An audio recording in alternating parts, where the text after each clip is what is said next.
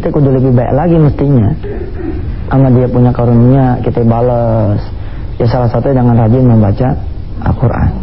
Ustadz, jangan cuma waqiah doang dong. Oh iya, emang juga jangan cuma baca waqiah. Kita baca yang lain, tapi waqiah mah jangan ditinggal gitu kira-kira. Kayak kita orang nih Yasin mah begitu ya. Kalau malam Jumat gitu ya. Ya jangan cuma Yasin doang. Oh betul, tapi Yasin mah jangan ditinggal. Orang-orang yang ngomong kayak begitu juga belum tentu dia baca malah. Iya. Waqiah ya kagak, yang lain juga kagak. Yasinnya kagak, yang lain juga kagak. Insyaallah Ustaz, barangkali ke depan kita akan lebih banyak dialog tentang bagaimana sih filosofinya apa yang terkandung di dalam surah Al-Waqiah ini. Kenapa kok dia bisa bikin orang jadi selamat, kaya, lahir dan batin, dan kemudian banyak rezeki, tidak fakir selama-lamanya. Insyaallah. Begini Ustaz ya, orang itu kan kadang-kadang butuh ya sebenarnya. Iya. Butuh duit, berusaha mulu gitu kan. Tapi kok udah jelas surat Waqiah udah diterangin banyak juga tuh mengenai Waqiah itu surat rezeki, ya kan?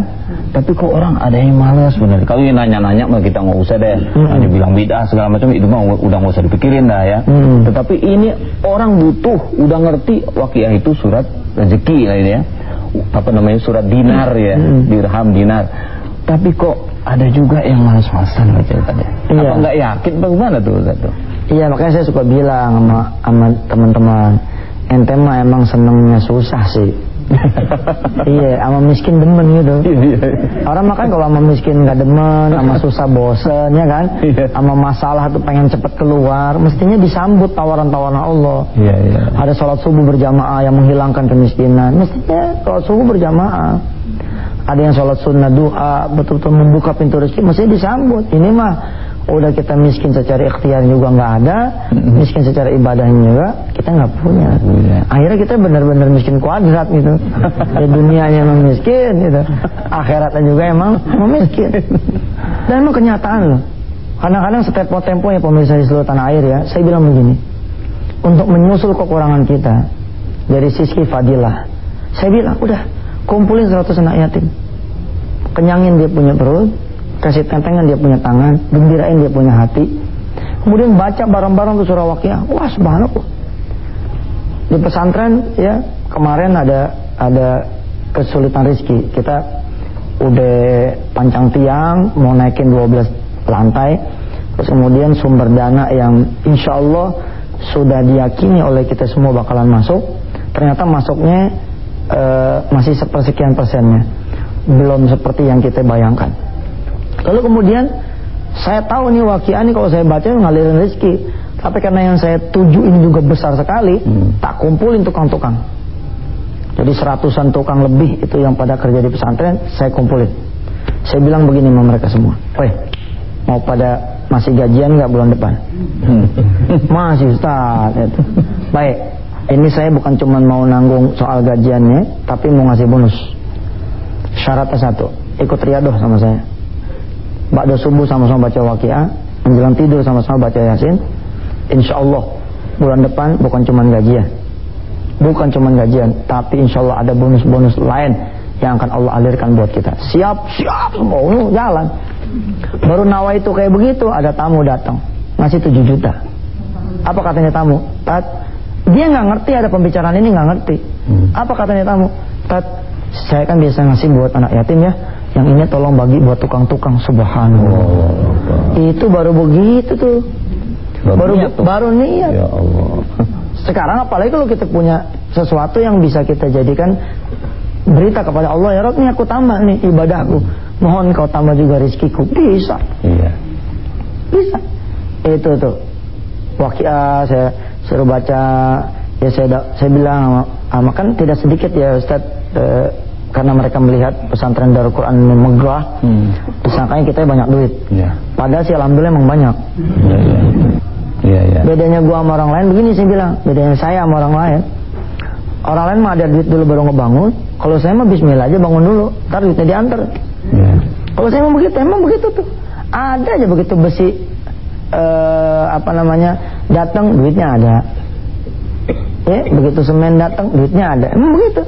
Nah, kenapa bisa begitu? Saya kasih rezekinya, saya kasih kunci rezekinya. Apa kunci rezekinya? Salah satunya adalah dengan membaca suratul Waqiah. Ada seorang alim datang kepada saya, anak muda sama-sama, tawadunya bukan main. Dia mengadu, dia bilang, madrasah anak 12 tahun begini-gini aja Ustaz. Anak malu sama anak punya abah. Kenapa sama abah yang malu? Ya rasanya kok madrasah cuma gini-gini doang. Ya ente lah usaha bagaimana kayak. Kita udah Ustaz usaha, kita udah ngadarin proposal sana kemari. Nah itu dia yang salah, gue bilang. Itu yang bikin para ustadz mukanya disebelin sama orang. Kenapa? Karena kita suka ngaduin proposal sana kemari. Kita nggak ada muruah.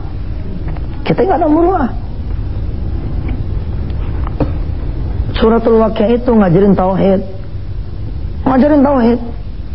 Afara'aitum ma tumnun a'antum takhluqunahu am nahnul khaliqun nahnu qaddarna bainakumul mauta wa ma nahnu bimasbuqin ala an nubaddila amsalakum wa nunshi'akum fima la ta'lamun wa laqad 'alimtumun nash'atal ula falawla tadhakkarun. Lihat, Allah ngajarin tentang tauhid.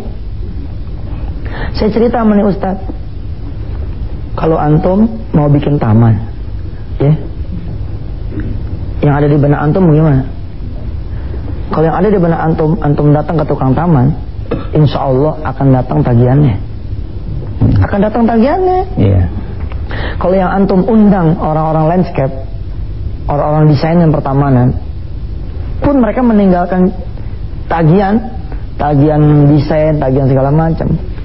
Kenapa kita tidak mengundang Allah saja yang sanggup mengubah gurun pasir menjadi jannatin min nakhili wa anabin tajri min tahtihal anhar? Kenapa kita nggak mengundang Allah yang udah sanggup mengubah padang pasir jadi kebun anggur sama kebun korma? Allah kan ketika padang pasir ini mau dirubah nih menjadi hijau ranai, Allah kan nggak perlu manggil PDAM untuk ngalirin air ke padang pasir. Allah tidak perlu memanggil Menteri Pertanian untuk ngirimin bibit-bibit ya supaya bisa ditanam di padang pasir ini. Allah nggak perlu Menteri PU untuk ngirim itu urukan-urukan pasir atau segala macamnya buat nguruk ini pasir biar di atasnya ada tanah-tanah merah. Nggak perlu. Cukup buat Allah ngegerakin awannya. Awan digerakin sama dia. Mampir dulu di lautan, nyerap air itu lautan. Kemudian bergerak lagi ke padang pasir. Allah kirimin lagi angin bawa benih. Jadi satu terus hari-hari dihujani nih padang pasir.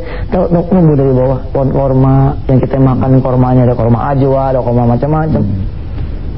Nah saya bilang, aman Ustaz, ente mau taman nih jadi, taman madrasah ente jadi, gampang riadohin aja. Baca tuh Waqiah supaya ini tamannya Allah yang ngurus. Insya Allah ntar ada aja tuh urusannya, datang cuk. Ustaz, gersang amat ya ini madrasah. Iya nih emang nih kita pengen kalau ada tanaman-tanaman apa beres Ustaz, ntar aneh urus deh biar gak gersang kayak gini. Bisa tuh begitu. Saya pribadi punya pengalaman juga begini. Begitu kita riadohin ternyata tetap gak tembus duitnya. Tetap gak tembus. Akhirnya sesuai dengan ikhtiar kita berangkat ke tukang taman. Ternyata di tukang taman ketemu jamaah nih, cium tangan, peluk, ngobrol-ngobrol dikit, terus pamit. Saya main tunjuk-tunjuk aja tuh taman ini, berangkat ke pesantren. Gitu. Begitu saya tanya berapa duit semuanya, udah dibayar Ustaz. Dibayar sama siapa? Yang tadi yang tamu, yang ketemu Musa tadi. Ustaz kenal sama dia? Gak kenal. Dia yang bayarin. Iya dia yang bayarin. Katanya seberapa pun tagihan Ustaz dia yang bayar. Tahu gini mau gue tambahin tunjuknya nih. Benar itu. Kita mau masang list plang, mau masang billboard, mau masang segala macam. Saya bilang udahlah. Yang lo undang Allah aja. Kalau Allah yang lo undang, selesai itu urusan tanpa perlu kita minta-minta. Afara'aitum ma tahrusun أأنتم تزرعونه أم نحن الزارعون لو نشاء لجعلناه حطاما فظلتم تفكرون إنا لمغرمون bal nahnu mahrumun. Kata Allah, kamu lihat tuh tanaman-tanaman. Emang kalian yang bikin numbuh atau aku yang bikin numbuh? Afara'aitumul ma'a alladhi tashrabun.